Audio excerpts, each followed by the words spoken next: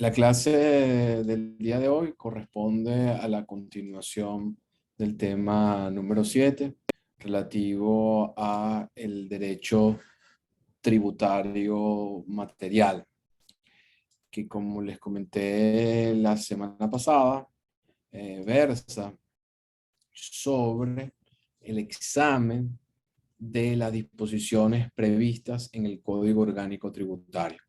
El Código Orgánico Tributario constituye la ley marco de la tributación en Venezuela y contiene o desarrolla los principios y garantías constitucionales, así como contiene un catálogo de normas dirigidas a permitir la aplicación de los tributos establecidos en otros instrumentos normativos.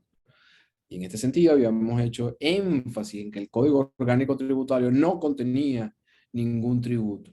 No había ninguna exigencia a los particulares del pago de ninguna cantidad de dinero por concepto de la verificación del hecho imponible, sino que nos habíamos referido a este instrumento normativo como el manual de uso, las reglas del juego, el instrumento que va a permitir la recaudación de los distintos tributos creados por los distintos entes políticos territoriales.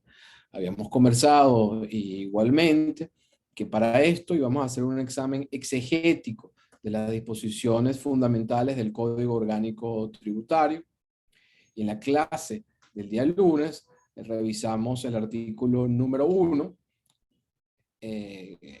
atinente al ámbito y aplicación del Código Orgánico Tributario, donde destacamos que el código tenía una aplicación plena respecto de los tributos nacionales, salvo para el caso de los tributos aduaneros, en cuyo caso había una aplicación directa para unas materias y supletoria para otras.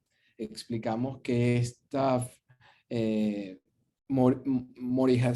esta atenuación del principio de legalidad respecto a los tributos aduaneros había sido explicada o justificada en función de la naturaleza de las operaciones de importación y exportación de mercadería, que no solo afecta propiamente el ámbito impositivo, sino que tienen que ver con aspectos de naturaleza comercial, de higiene, de seguridad, por lo cual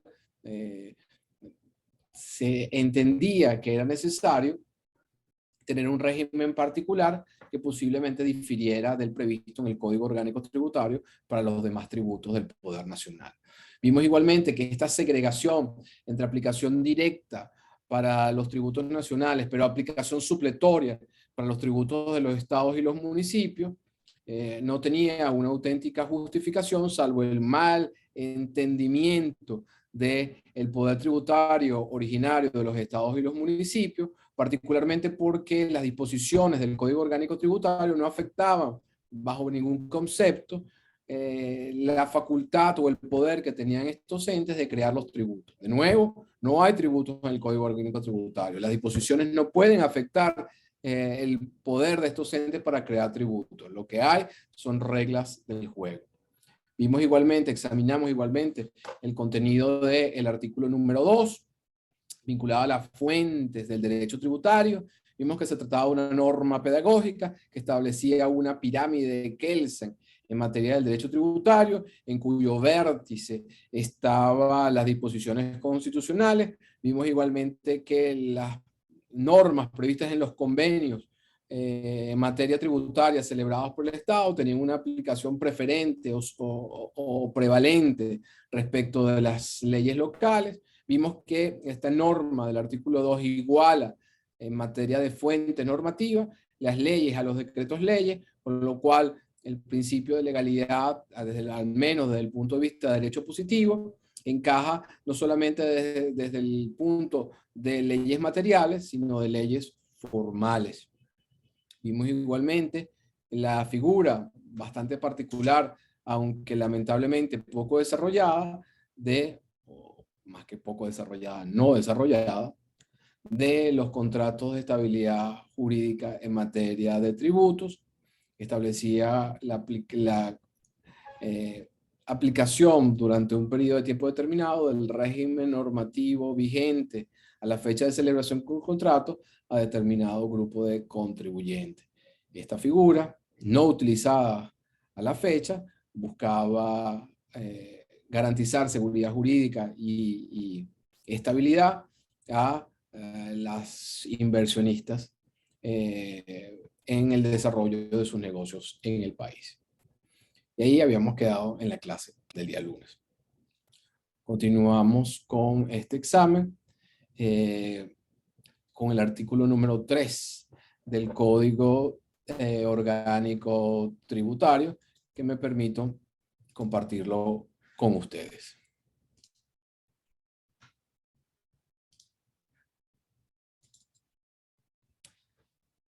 Señala el artículo 3 del Código Orgánico Tributario que solo a las leyes corresponde regular con sujeción a las normas generales de este código. Fíjense que el código establece el carácter orientador, el carácter dirigista de este instrumento, incluso respecto a las leyes que pudiesen dictar los órganos legislativos nacionales, estatales y municipales.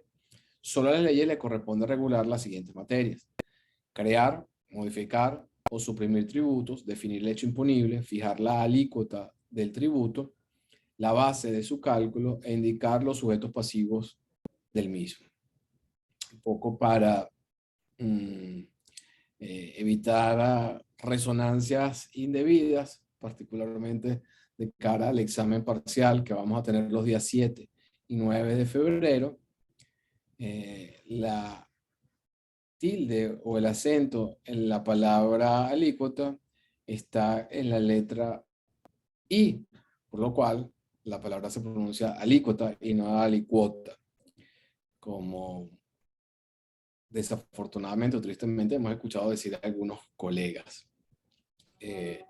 Yo aspiro que ninguno de ustedes haya cometido ese error, pero lo advierto a los fines de que tengamos un lenguaje verbal correcto.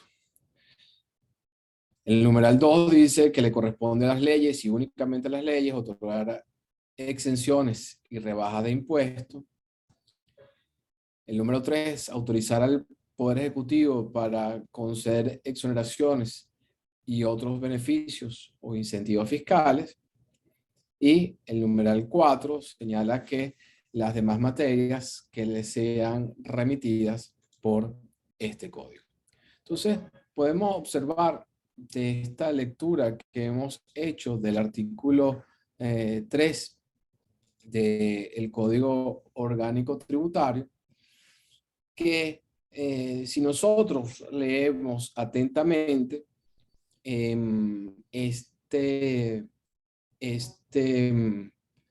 esta primera parte del artículo, podemos claramente determinar cuál es el alcance del principio de legalidad en Venezuela. Les recuerdo que el principio de legalidad, tal como lo habíamos visto en su oportunidad, pudiese ser calificado como abierto o cerrado. El principio de legalidad cerrado u ortodoxo es cuando la ley le estaba atribuida a la ley la regulación de todos los elementos de la relación jurídica tributaria, sin posibilidad que el Ejecutivo pudiese establecer alguno de los elementos vinculados a la obligación tributaria. Y por otro lado, teníamos el principio de legalidad abierto, flexible, según el cual era posible que el Ejecutivo determinara algunos de los elementos vinculados a el tributo.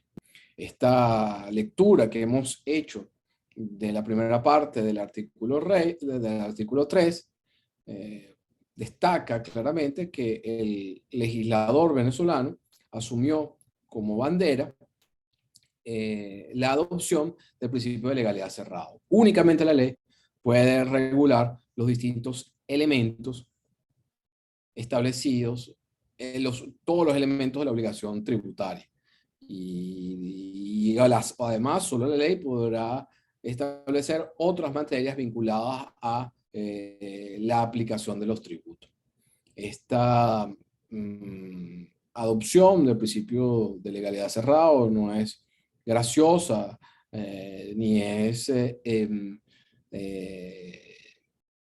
no concienzuda, por el contrario, busca proteger a los contribuyentes de que el Ejecutivo o los ejecutivos, dependiendo de los entes políticos territoriales de que se traten, pretendan afectar la obligación tributaria y con ello los derechos de propiedad de los contribuyentes, el derecho a la preservación del principio de la no confiscación y el derecho o el respeto de la garantía de la capacidad contributiva, pretendan alterar los elementos de la relación de obligación tributaria en beneficio de la recaudación tributaria.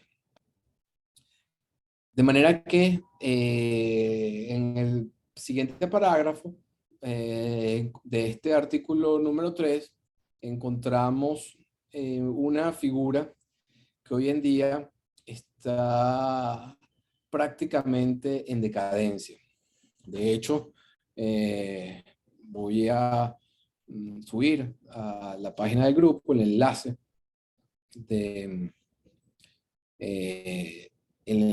de un artículo mío publicado en la revista electrónica de la Universidad, de la Escuela de Derecho de la Universidad Monte Ávila, donde me refiero a la decadencia de la unidad tributaria.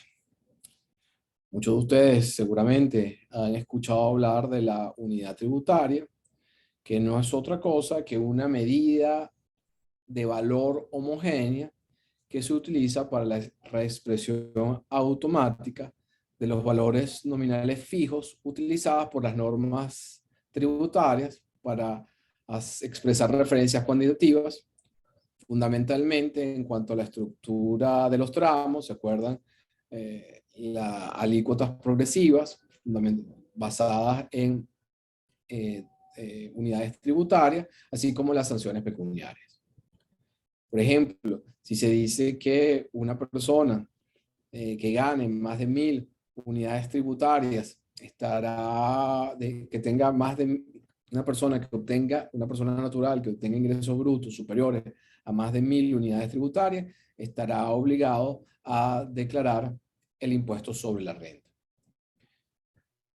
¿Qué busca qué buscaba el legislador en incorporar esta figura? Bueno, que establecer un parámetro, una unidad de cálculo, una unidad de valor, la unidad tributaria, en este caso 1000 unidades tributarias, de manera que ese valor se fuese ajustando en el tiempo, de manera de representar valores reales, valores actuales, que estuviesen actualizados y que no se quedaran congelados en el tiempo. Si yo digo que hubiese dicho, por ejemplo, que las personas que hubiesen ganado más de 1 millón de bolívares estaban obligados a declarar el impuesto sobre la renta, ese millón de bolívares con efecto de la inflación, bueno, se hubiese licuado, dando como resultado que todo el mundo tuviese que pagar el impuesto sobre la renta, para poner un ejemplo. Precisamente el propósito o el fundamento de la unidad tributaria era evitar que la inflación desnaturalice la capacidad contributiva, los importes tributarios que tiene que recaudar la administración. Pero ¿cuál ha sido la experiencia con la unidad tributaria? Que durante muchos años, primero el Banco Central de Venezuela no emitió las variaciones de la inflación, por lo cual tuvimos muchos años en que no hubo inflación, o al menos a los fines oficiales. Con lo cual la unidad tributaria se quedó congelada en el tiempo. Por otra parte, en otros ejercicios, la unidad tributaria no fue actualizada de conformidad con la inflación reflejada o la inflación registrada por el Banco Central de Venezuela. Es decir, se subestimó el valor de la inflación a los fines de la actualización de la unidad tributaria. La consecuencia de estas dos situaciones, la no emisión de la variación de la inflación por parte del Banco Central y luego la subestimación del valor de la unidad tributaria en aquellos ejercicios donde el Banco Central sí había emitido las estadísticas vinculadas a la inflación, hicieron que esa unidad tributaria no resultara representativa de la inflación y no sirviera para actualizar ni las multas, ni los tributos, ni todos los elementos vinculados a, ni todos aquellos elementos que estaban referenciados en función de la unidad tributaria. Y para que ustedes puedan entender el desvarío, el desaguisado en que se ha incurrido, les pudiese decir, por ejemplo, y retomo el ejemplo que había utilizado anteriormente, la ley de impuestos sobre la renta establece que estarán obligados a declarar el impuesto sobre la renta todas aquellas personas que hubiesen obtenido ingresos brutos, todas aquellas personas naturales que hubiesen obtenido ingresos brutos superiores a 1.000 unidades tributarias. Si nosotros hoy en día le aplicamos el valor de la unidad tributaria, que es 0,02 a esas 1.000 unidades, resulta que cualquier persona que en el ejercicio de 2021 haya obtenido más de 20 bolívares de ingresos estaría obligado a declarar el impuesto sobre la renta. Fíjense entonces que lo que buscaba la unidad tributaria, que era mantener actualizados esos montos expresados en este valor, por efecto de la subestimación de la unidad tributaria, se han completamente desnaturalizado. Lo que buscaba evitar la incorporación de la unidad tributaria se ha pervertido por la falta de actualización técnica de este valor. Entonces, fíjense ustedes que en estas circunstancias, fundamentalmente lo que está diciendo, lo que sucede en la actualidad es que todas las personas naturales estarían obligados a pagar impuestos sobre la renta a la medida que hubieran ganado más de 20 bolívares. Precisamente ese monto en 1.000 unidades tributarias, quisiera que ustedes se figuraran, era un monto suficientemente alto para excluir a todas aquellas personas que tuvieran salario mínimo, que no fuesen, que no tuviesen ingresos muy importantes, tomando en cuenta precisamente que su capacidad contributiva es muy limitada y para no cargar a la administración tributaria de declaraciones que no arrojaban impuestos o arrojaban un impuesto muy pequeño. Pues esta situación ha quedado esta intención del legislador del impuesto sobre la renta de establecer este techo de 1.000 unidades tributarias se ha quedado completamente sin sentido, precisamente por la manipulación de la unidad tributaria. Pero además de eso, la unidad tributaria, que era como una referencia, no solamente para el impuesto sobre la renta, sino los demás tributos de la República, así como los tributos y sanciones que pudiesen dictar otros entes políticos territoriales y para transacciones y negocios distintos, ha ido además perdiendo ese alcance en virtud de la reforma el artículo número 3 que contiene o que consagra la unidad tributaria.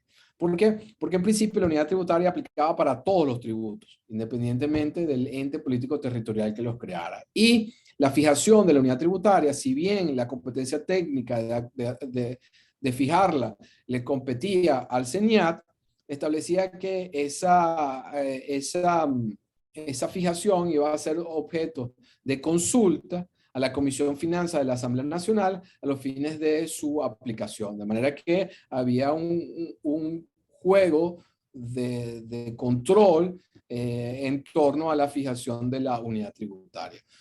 Precisamente atendiendo a la importancia de esta unidad de medida, de esta unidad de valor en la determinación de los tributos. Bueno, ¿qué ha pasado en la última reforma del Código Orgánico Tributario? Desfiguró completamente el alcance de la unidad tributaria. En este sentido, vamos a leer el contenido de el parágrafo segundo del artículo 3 del Código Orgánico Tributario, vinculado a la unidad tributaria. Señala el...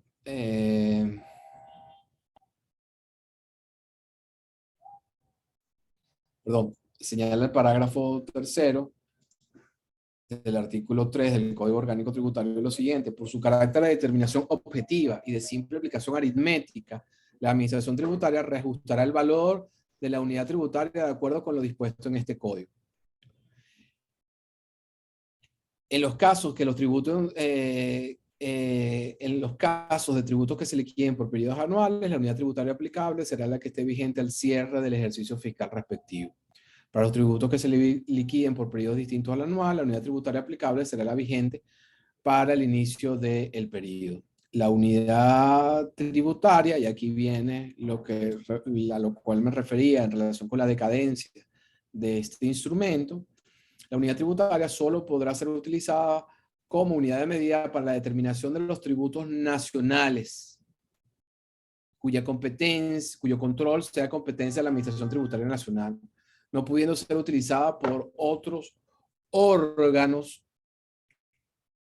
y entes del poder público para la determinación de beneficios laborales o tasas y contribuciones especiales derivadas de los servicios que presten.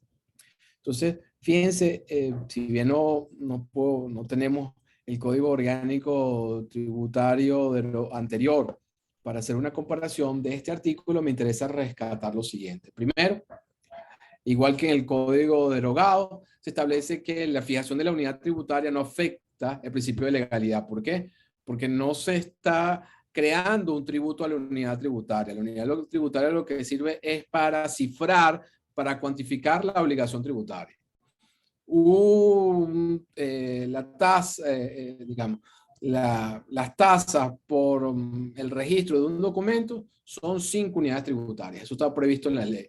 Ahora, el valor de la unidad tributaria la fija la administración tributaria, pero es una simple determinación numérica.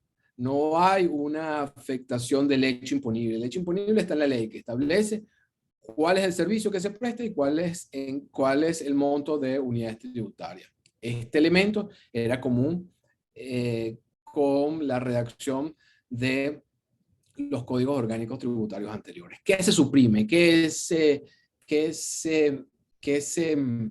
limita? Bueno, fíjense que aquí no se establece que ni la oportunidad cuando se va a hacer el ajuste de la unidad tributaria. En los códigos orgánicos anteriores era durante el primer trimestre. No se establece la obligación de consultarlo a la Asamblea Nacional, a la Comisión de Finanzas de la Asamblea Nacional. No se establece que se hará en función de la variación de precio fijada por el Banco Central de Venezuela. De manera que hoy en día el ajuste de la unidad tributaria no obedece a criterios técnicos o a criterios técnicos que puedan ser objeto de revisión y control por parte de los particulares.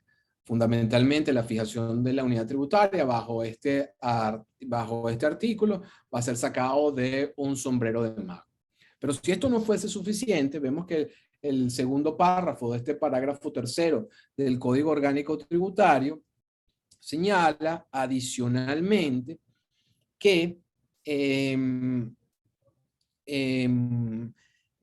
la unidad tributaria solo va a ser aplicada para los tributos nacionales cuya control sea competencia de la Administración Tributaria Nacional y no puede ser utilizada por otros órganos y entes del poder público para la determinación de beneficios laborales, y aquí hay algo muy importante: tasas y contribuciones especiales derivados de los servicios que prestan.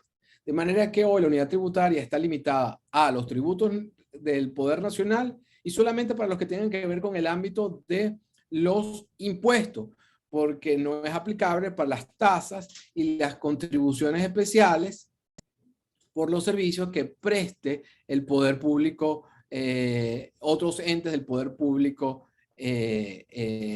nacional. De manera que solo va a ser aplicable para impuestos que sean administrados por que sean gestionados por la Administración Tributaria Nacional, es decir, por el CENIAT. Para todos los demás tributos y para todos los demás tributos, es decir, para las tasas y contribuciones especiales que no sean gestionados por el CENIAT, no va a aplicar tampoco la unidad tributaria. Entonces, no aplica para los estados y los municipios, para los tributos de estos entes.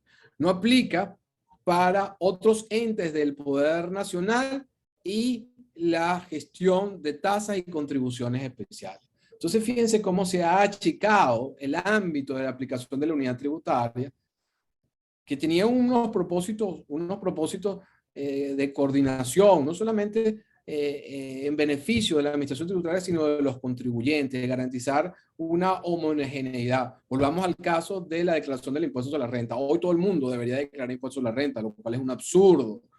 ¿Y por qué pasa? Bueno, porque se subestimó la unidad tributaria. Y creo, no sé si han podido revisar estos días toda la polémica surgida con la reforma de la ley de registros y notarías. La ley de registros y notarías tiene como elemento fundamental de la reforma la sustitución de la unidad tributaria. Esta es una excelente pregunta de examen. ¿Por qué la ley de registros y notarías sustituye la unidad tributaria? Bueno, porque conforme a este parágrafo tercero de esta reforma del Código Orgánico Tributario, ya las tasas y las contribuciones prestadas por el poder público y que no sean por otros entes del poder público y cuya administración además no le corresponda al CENIAT, no pueden estar cifradas en unidades tributarias. Entonces, ¿qué es lo que hace esta reforma de la ley de registro de unitarias? Bueno, sustituye la unidad tributaria por el petro.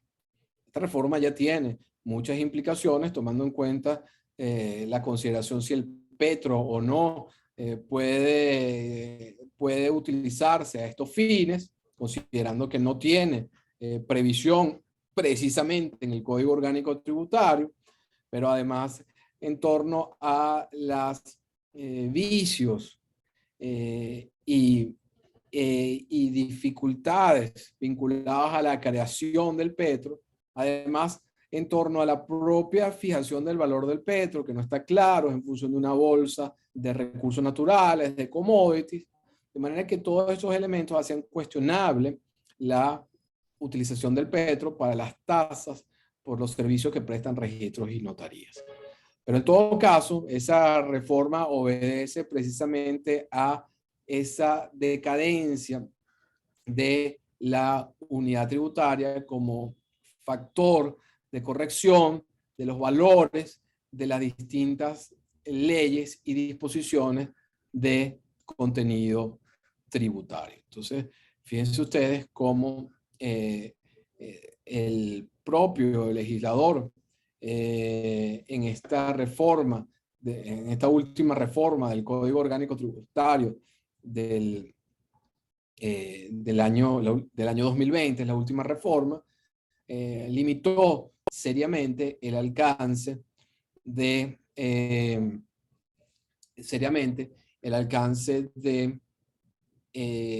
o el empleo de la unidad tributaria. El siguiente elemento que nos compete revisar, vinculado a el principio de legalidad, tiene que ver con la atenuación del principio de legalidad cerrado. Como les había comentado hace unos minutos, la primera parte de este artículo 3, al leer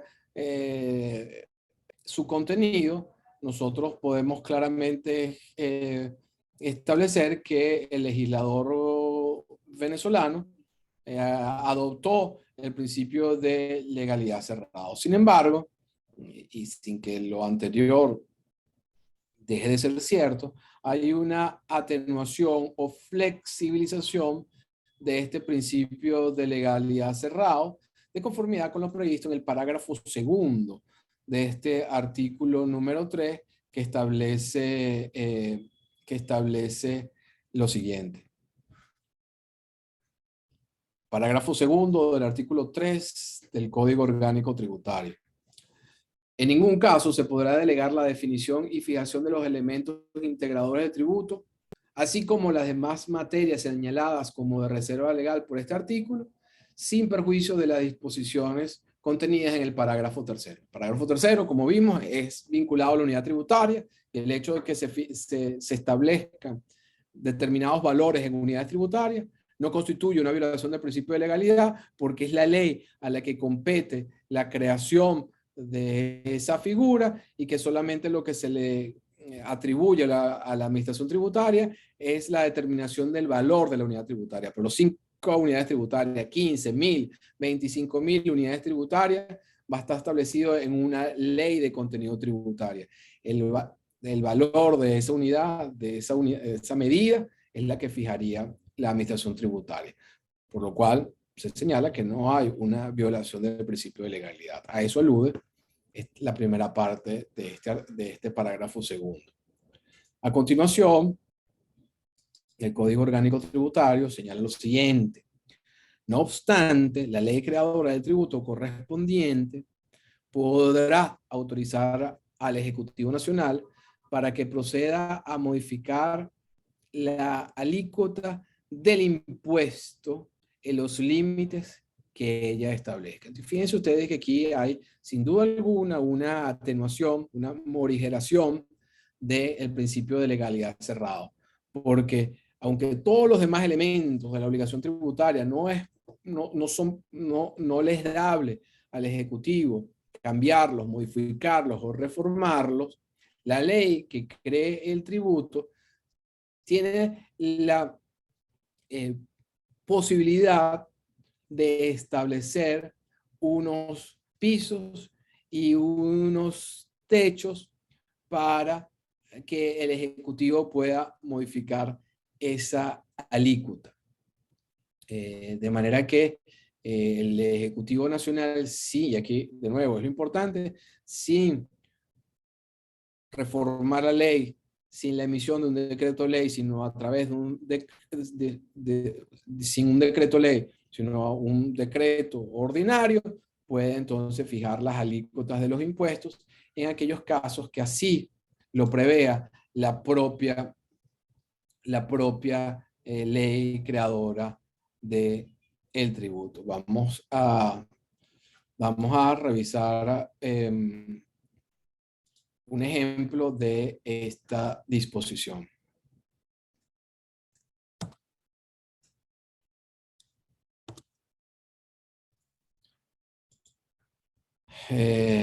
Dice el artículo 27 de la ley del IVA lo siguiente: la alícuota impositiva general aplicable a la base imponible correspondiente podrá ser modificada por el Ejecutivo Nacional y estará comprendida entre un límite del 8% y un máximo del 16,5%. Fíjense entonces esta disposición prevista en la ley que establece el impuesto al valor agregado admite o consagra la posibilidad de que el Ejecutivo pueda modificar la alícuota, precisamente en desarrollo de lo previsto en el parágrafo segundo del artículo 3 del Código Orgánico Tributario. Insisto, esta disposición o esta autorización al Ejecutivo para modificar las alícuotas tiene que tener un fundamento legal. Debe estar previsto en la propia ley creadora del tributo. En ausencia de una norma autorizatoria de esta naturaleza, el Ejecutivo Nacional no pudiese, mediante un decreto, modificar ese importe. Y en caso que lo modifique, estaría obviamente afectado de nulidad por razones de inconstitucionalidad al violar el principio de legalidad tributaria. Creo que vimos igualmente cuando estuvimos conversando el tema, creo que era el tema de las contribuciones especiales, y creo que le habíamos puesto, les había comentado el trabajo de mi amigo y profesor también, Serviliano Abache Carvajal, que estoy por subirlo a la página, al aula virtual, donde está el material complementario, que la ley de la actividad aseguradora delegaba a la Superintendencia de Seguros la fijación de las contribuciones especiales, de la alícuota de las contribuciones especiales para que deben pagar las empresas de seguro. Y habíamos dicho en esa oportunidad que esa disposición prevista en la legislación especial de seguro resultaba inconstitucional e ilegal al violar lo previsto en el Código Orgánico Tributario. Y la pregunta es ¿por qué? Bueno, si al momento que pueden revisar o releer de nuevo el contenido del artículo 3, se darán cuenta que el Ejecutivo tiene la posibilidad de establecer las alícuotas en virtud de lo previsto, las alícuotas de un tributo de acuerdo a lo previsto en una ley, pero no para cualquier tributo, sino únicamente respecto de los impuestos. Y en este sentido podemos volver a leer el contenido del Código Orgánico Tributario para dejar claro esta situación y por qué esa disposición de la ley de la actividad aseguradora resulta inconstitucional e ilegal. Último línea del parágrafo segundo del artículo 3 dice, no obstante, la ley creadora del tributo correspondiente, y si nos quedásemos hasta aquí, nosotros no pudiésemos derivar ninguna conclusión distinta, que esto aplica a impuestos, tasas y contribuciones. Sin embargo, a renglón seguido dice, no obstante, la ley creadora del tributo correspondiente podrá autorizar al Ejecutivo Nacional para que proceda a modificar la alícuota de qué tributo o de qué tributos. Bueno, la alícuota de el impuesto. Fíjense que esta facultad no abarca o no comprende las otras categorías tributarias, vale decir tasas y contribuciones especiales, sino que se limitan a los impuestos. Si las contribuciones especiales previstas en la ley de la actividad aseguradora califican como tales, entonces no le sería dable a la superintendencia de la actividad aseguradora fijar tales alícuotas, porque la autorización o el relajamiento del principio de legalidad tributaria en materia de alícuotas solo comprende el caso de los tributos. De manera que este artículo número 3 consagra entonces o desarrolla el principio de legalidad cerrado, que como el principio de legalidad acoge el principio de legalidad cerrado, aunque tiene una atenuación o morigeración en esta fijación de las alícuotas. El siguiente artículo que nos corresponde revisar es el artículo número 8 del Código Orgánico Tributario. El artículo número 8 versa sobre la vigencia de las leyes tributarias y tiene, además, constituye, además, un desarrollo del artículo 317 de la Constitución Nacional que vamos a leer de seguida.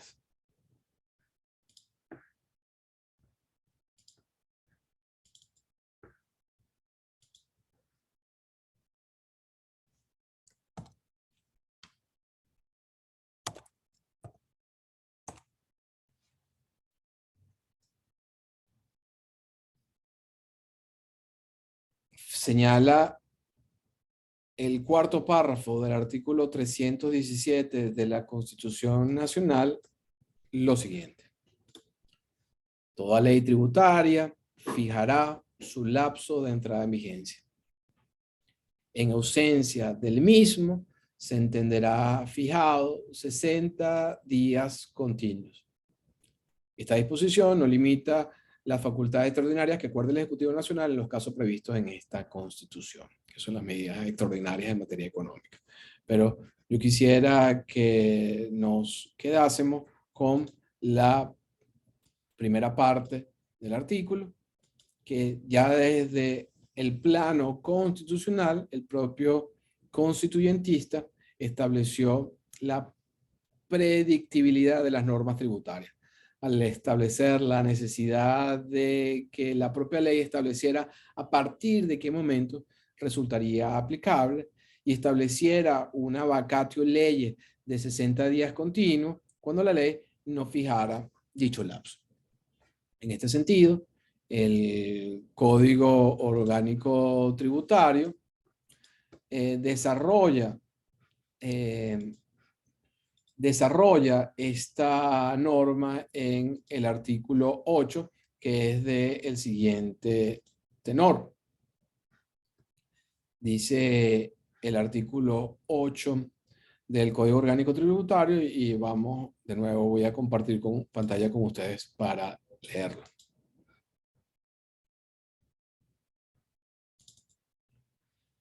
Establece el artículo número 8, las leyes tributarias fijarán su lapso de entrada en vigencia. Si no lo establecieren, se aplicarán una vez vencidos los 60 días continuos siguientes a su publicación en la Gaceta Oficial. Fíjense que hasta aquí no es otra cosa que una reedición o una reiteración de lo previsto en el artículo 317 que acabamos de leer. Todas leyes tributarias necesariamente deben fijar su entrada en vigencia. Si no lo hicieran, hay una vacatio en leyes de 60 días. ¿Y por qué? Porque, bueno, el particular que se va a ver afectado en su patrimonio, en su derecho de propiedad, porque va a tener que meterse la mano en el bolsillo para pagar el tributo creado, tiene que saber el momento en cuanto esa obligación va a ser exigible. Aquí no se trata de atropellar a los particulares, no se trata de crear tributos entre gallos y medianoche, sino que además el contribuyente tiene que estar preparado para poder entender la naturaleza de esa obligación, hacer los preparativos, las declaraciones, los preparativos de naturaleza material y económica para cumplirlo. De manera que atendiendo a esa necesidad, y aquí vuelvo con lo que habíamos dicho, la cita a Adam Smith, que los tributos tenían que ser, todo lo vinculado a los tributos tenía que ser completamente predecible. Precisamente el Código Orgánico Tributario reproduce el mandato constitucional en esta norma de contenido legal. Agrega el segundo párrafo del Código Orgánico Tributario lo siguiente. Las normas de procedimiento tributario se aplicarán desde la entrada en vigencia de la ley, aún en los procesos que se hubiesen iniciado bajo el imperio de leyes anteriores. Esta norma recoge un principio de materia de derecho procesal. Las normas procesales se aplican inmediatamente incluso a los procedimientos en curso. De manera que en materia procesal hay una aplicación inmediata.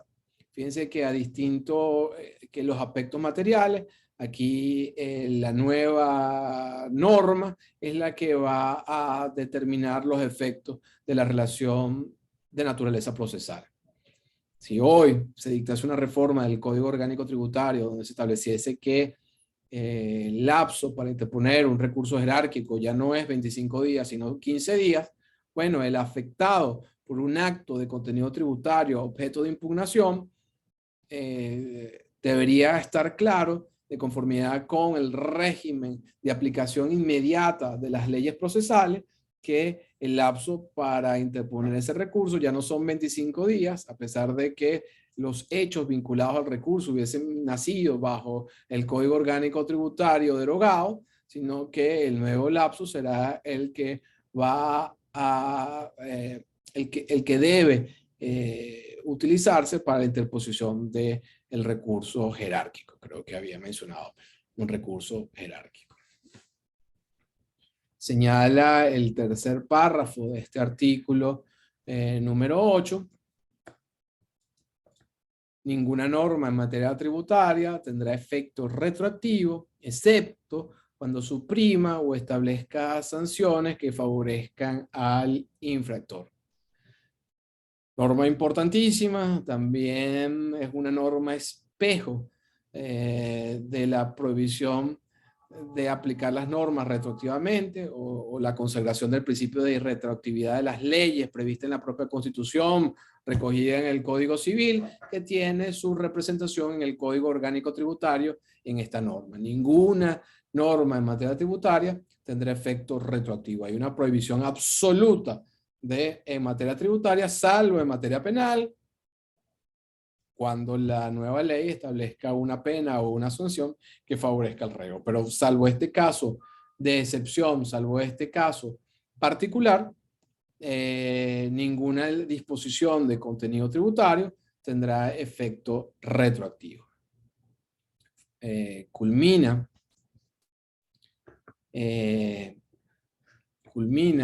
esta norma del Código Orgánico Tributario señalando lo siguiente. Cuando se trate de tributos que se determinen o liquiden por periodos, las normas referentes a la existencia o a la cuantía de la obligación tributaria regirán desde el primer día del periodo respectivo del contribuyente que se inicie a partir de la fecha de entrada en vigencia de la ley, conforme al encabezamiento de este artículo. Entonces, este es el régimen de vigencia temporal que vamos a examinar. El último párrafo, el que acabamos de leer hace unos segundos, consagra cómo se aplican las leyes tributarias en los tributos que se liquiden por periodo.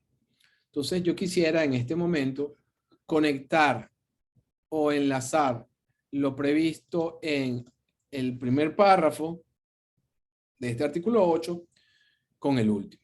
Como ya le digo, se requiere una fecha de entrada en vigencia. Supongamos que se reforma el año 2021, supongamos que en principios de diciembre la Asamblea Nacional reforma la Ley de Impuestos sobre la Renta.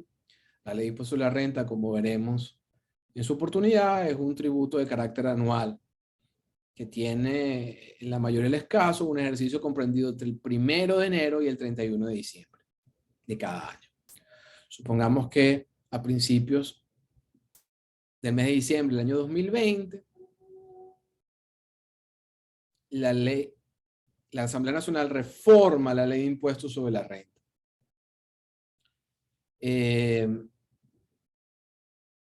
Es más, supongamos que la reforma tiene lugar el último día del ejercicio, el 31 de diciembre de cada año.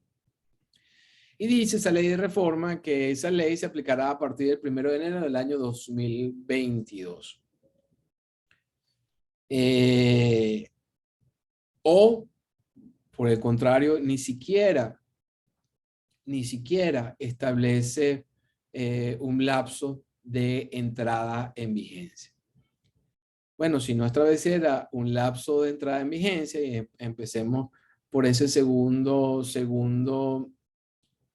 supuesto, bueno, nosotros deberíamos entonces, una vez que ha sido publicada la ley el 31 de diciembre, como no fue fijado un lapso de entrada en vigencia, se aplica esta vacatio legis prevista en la Constitución, recogida en el Código Orgánico Tributario de 60 días. De manera que supongamos que esos 60 días transcurrieran al 28 de diciembre, esa ley solo sería aplicable a partir del 1 de marzo del año 2022. Pero como se trata de un ejercicio que, como dice el último párrafo, se liquida por periodos, al momento que arrancó el periodo 2020, ya había arrancado la ley anterior. De manera que el primer día del ejercicio siguiente, conforme a partir de la entrada en vigencia, acuérdense que la entrada en vigencia sería a partir del 1 de marzo, en este ejemplo hipotético que estamos diciendo, el primer ejercicio para el que sería aplicable esta ley sería el 1 de enero del año 2023. Repito, imaginemos que se reforma el último día del año 2021 la ley de impuestos sobre la renta. No se fija fecha de entrada en vigencia. Se aplica la vacatio legis por defecto prevista en la Constitución y en el Código Orgánico Tributario, 60 días. Supongamos que esos 60 días concluyen el 28 de enero. de febrero. Con lo cual la ley entraría en vigencia a partir del 1 de enero. Pero en el 1 de marzo, disculpe. Pero en el 1 de marzo ya el ejercicio del contribuyente había iniciado. Con lo cual el primer día del ejercicio siguiente a la entrada en vigencia de la ley, conforme a los 60 días, sería el 1 de enero del año 2023. ¿Qué quiero decir con esto? Que el régimen de entrada en vigencia y vacatio de leyes debe adminicularse, debe aplicarse en forma integrada con el régimen de vigencia temporal de los tributos que se liquidan por periodos. Quisiera que esto quedara bastante claro a los fines del entendimiento de este artículo número 8. Lo que acabo de explicar no es otra cosa que, de nuevo, lo que acabo de explicar no es otra cosa que la aplicación del primer párrafo y el cuarto párrafo del artículo número 8. Sin embargo,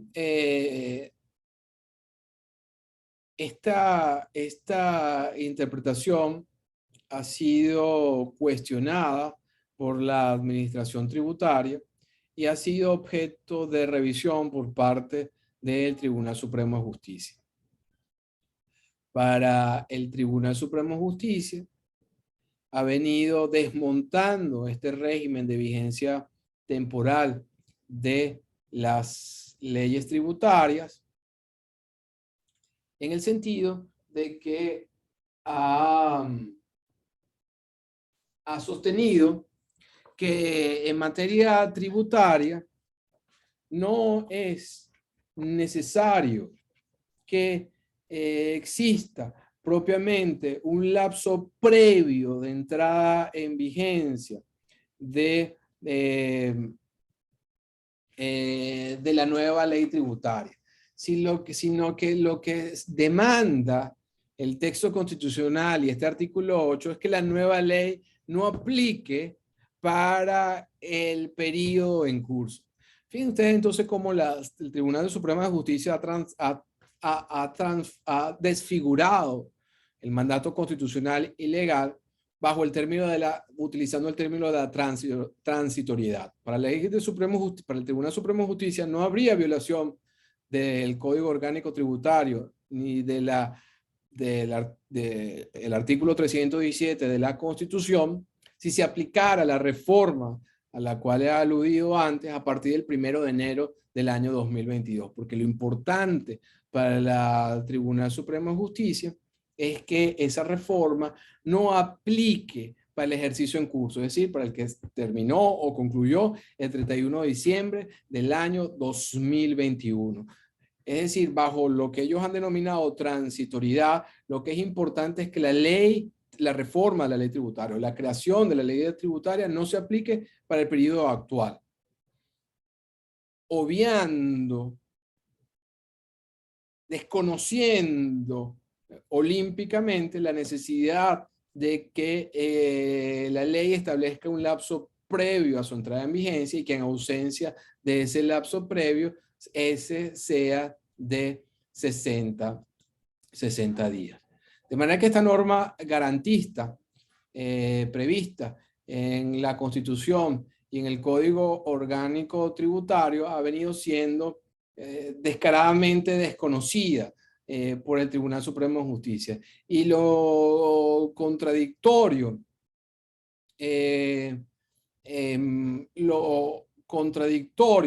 a este respecto versa en el hecho de que la necesidad de que exista una vacatio legis y de que se aplique al primer día del ejercicio luego de su entrada en vigencia, sí se ha aplicado en relación con las reformas de las ordenanzas municipales. Cuando ha habido una ordenanza municipal que no ha aplicado una vacatio legis y que ha pretendido que la ley se aplique al ejercicio fiscal siguiente, en esos casos el Tribunal Supremo de Justicia ha señalado que no es posible esa aplicación, que hay que respetar la vacatio legis y que en todo caso la ordenanza contentiva de la ley tributaria municipal solo pudiese aplicarse a partir del primer día del ejercicio que se inicia luego de su entrada en vigencia. Entonces, esto ha sido una manipulación precisamente para anticipar la aplicación de la ley de tributario en desmedro de la predictibilidad, la necesidad de que los tributos se apliquen de una manera condescendiente a los contribuyentes y no en forma arbitraria. Por último, quisiera simplemente mencionarles uno de los quizás temas interesantes que hay en materia de tributación y en materia del principio de aplicación de la vigencia temporal de las leyes tributarias en el tiempo, y que tiene que ver con qué pasa si la ley tributaria es más benigna, qué pasa si se reforma la ley y en vez de establecer una alícuota, como ejemplo, en materia de impuestos sobre la renta, es que la alícuota máxima es del 34%, se establece una alícuota menor del 15%, del 10%, que en todo caso se aplicaría al siguiente ejercicio. Es posible la aplicación retroactiva de la norma tributaria más benigna. Bueno, hay muchas discusiones al respecto. Los juristas dicen que independientemente que se trate de una reforma que pueda favorecer a los contribuyentes, debería seguir el régimen general. Para otros, en los cuales me incluyo, la irretroactividad de las leyes, este régimen de vigencia temporal de las leyes tributarias, no entendido como lo hace el Tribunal Supremo de Justicia, por cierto, en un fallo que está en el aula virtual, en el material referido, conocido por el nombre del que interpuso un recurso precisamente para anular la reforma de la ley del impuesto a la renta del año 2001, que fue aprobada el último día del año 2000 y que se pretendió aplicar, y de hecho se aplicó para el año 2001, el doctor Humberto Angrisano. En ese fallo, la sala político-administrativa dijo que no había una violación del principio de irretroactividad de las leyes, que no había una violación del principio de vigencia temporal de las leyes, por el hecho de que se pretendiera aplicar la reforma efectuada el último día del ejercicio 2020 para el ejercicio 2021 y que se hubiese omitido la vacatio legis o se hubiese omitido una fecha de entrada en vigencia. Ahora bien, en mi opinión, la norma tributaria más benigna o este régimen de vigencia temporal de las normas tributarias aplica para reforma de leyes que implique un agravamiento o una situación de encarecimiento del tributo o un tributo nuevo. Pero si se tratase de una disminución de la carga tributaria, en mi opinión, nada obsta para que se aplicara al ejercicio en curso. Insisto, el régimen de vigencia temporal de las leyes tributarias está más vinculado a proteger al contribuyente de cambios sobrevenidos, onerosos o nuevos requisitos o condiciones para la aplicación de los tributos. Pero en mi opinión, nada impediría que se aplicara al beneficio en curso cuando significara una norma más favorable o más benigna a los contribuyentes. Con esto concluyo la clase del día de hoy. Voy a leer las preguntas que están aquí en el chat. Buenas tardes, profe. La unidad tributaria actualmente está en 0,02. Daily pregunta, como las unidades tributarias de las sanciones de las leyes no están acorde con la realidad económica del país y no son representativas. Sí, el tema, Daily, tú tienes razón, no solamente tiene que ver con los tributos, lo que pasaba con los registros y notarías. Si tú ibas a pedir una copia certificada o de un documento, pagabas un bolívar, que eso no era representativo del costo del servicio, pero lo propio pasa también con las sanciones que se quedaron congeladas en el tiempo por esta. Bueno. Buenas tardes, profesor. Buenas tardes. Tenía una duda con respecto a la retroactividad que aparecía en el Código Orgánico Tributario. Usted puso el ejemplo de que la ley del impuesto sobre la renta que entra en vigencia posteriormente de haberse iniciado el proceso de declaración del impuesto sobre la renta, se iniciarán, o sea, los que inician ese proceso de declaración lo hacen en base a la ley anterior. Si esta nueva ley que entra en vigencia, por ejemplo, 2 días posteriores a haberse iniciado el proceso. No estoy muy claro en tu pregunta. Voy a tratar de representarlo. Voy a tratar de representarlo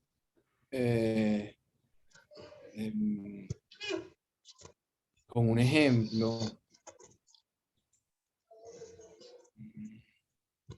Eso debería tener una app para que yo pudiese dibujar aquí en la pantalla. Sí, debería. Whiteboard. Ok, creo que están viendo mi pantalla, ¿verdad? ¿Alguien que me confirme? Sí, pero está en blanco. Bueno, ya no lo estará por mucho tiempo. Ah, ok, ok. Ya, perfecto.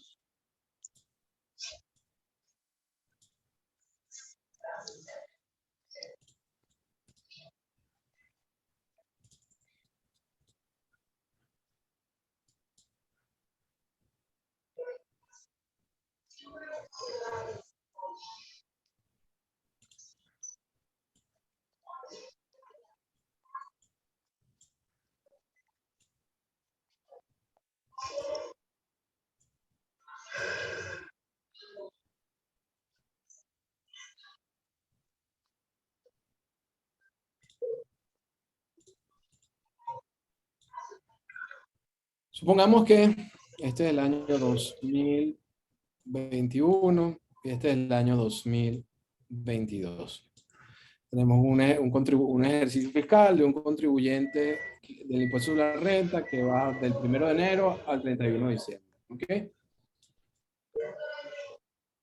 Supongamos que el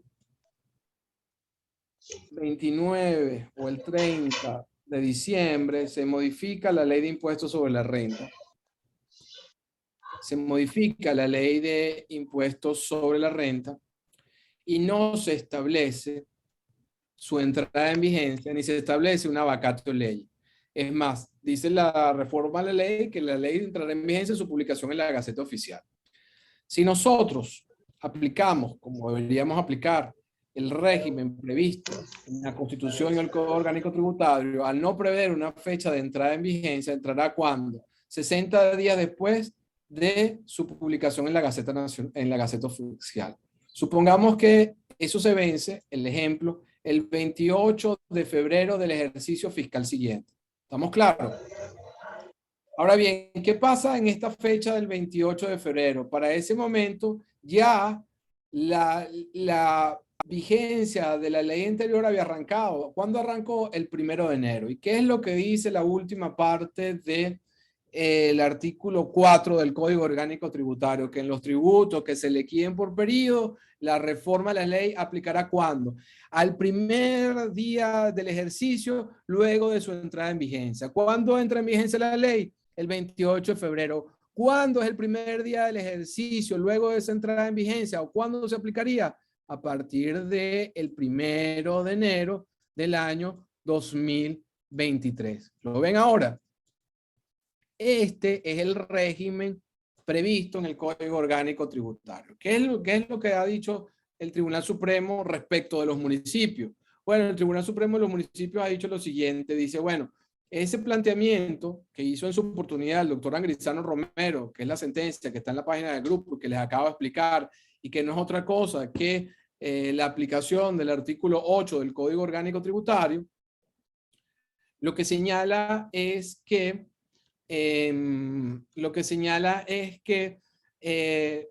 lo importante en materia tributaria es el concepto de la transitoriedad. ¿Y qué significa eso? Que esta reforma, la del 30 de diciembre de el año 2021, no se aplica a este ejercicio. A eso es lo que aludiría el régimen constitucional y del Código Orgánico Tributario. Pero esta reforma del 30 de diciembre del año 2012 sí sería perfectamente aplicable para el ejercicio 2022 y no para el ejercicio 2023, como resultaría de una correcta aplicación del Código Orgánico Tributario. Espero que ahora lo hayan podido visualizar mejor con el pizarrón. Queda claro, profesor. Bueno, muchas gracias Gracias. a todos. Nos vemos la semana que viene para continuar con este tema. Ok, hasta luego.